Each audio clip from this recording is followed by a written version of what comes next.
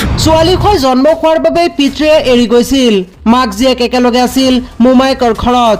এদিন মোমায়েকে উলিয়াই দিছিল ঘৰৰ পৰা আৰু সেই ছোৱালীজনী আন এশজনী ছোৱালীৰ বাবে এতিয়া অনুপ্ৰেৰণা। তেতিয়া আছিল 17 ছেপ্টেম্বৰৰ নিশা। মাক আৰু মোমায়েকৰ মাজত হৈছিল বাকযুদ্ধ। তাৰ পিছদিনা 18 ছেপ্টেম্বৰ মোমায়েকে ঘৰৰ পৰা উলিয়াই দিছিল নিজৰে ভাগিন পল্লৱীক। তেতিয়া অকলে ঘৰৰ পৰা ওলাই আহিছিল পল্লৱী।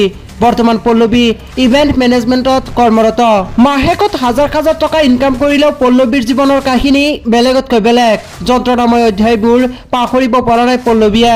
যেতিয়া হস্পিটেলত জন্মগ্ৰহণ কৰিছিল পল্লৱীয়ে, তেতিয়া পল্লৱীৰ দেউতাই গম পাইছিল যে কন্যা সন্তান হৈছে আৰু তেতিয়াই যেন নামি আহিছিল পল্লৱীৰ জীৱনলৈ কাল ধুমুহা।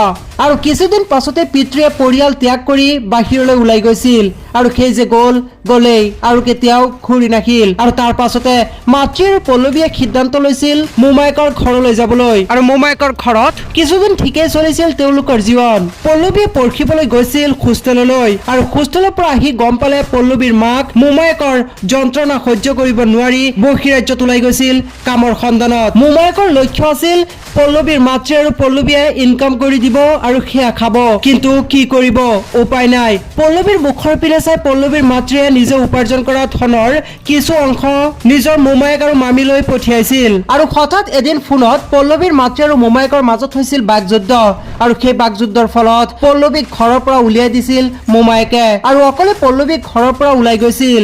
আৰু তাৰ পাছতেই সম্পৰ্কীয় মাহীয়েক এজনীয়ে পল্লৱীক লৈ গৈছিল তেওঁলোকৰ ঘৰলৈ আৰু তাৰ পাছতে পল্লৱীৰ জীৱনত আহিছিল পোহৰ। আজি পল্লৱী ইভেন্ট মেনেজমেণ্টত কৰ্মৰত। মাহেকত হাজাৰ হাজাৰ টকা ইনকাম কৰে পল্লৱীয়ে। বৰ্তমান পল্লৱী আৰু মাতৃ বহুত সুখী। সঁচাকৈ ভাল কিবা এটা পাবলৈ বেয়া দিন বহুত পাৰ কৰিব লগা হয়। সেয়াই হৈছে পল্লৱীৰ সৈতে।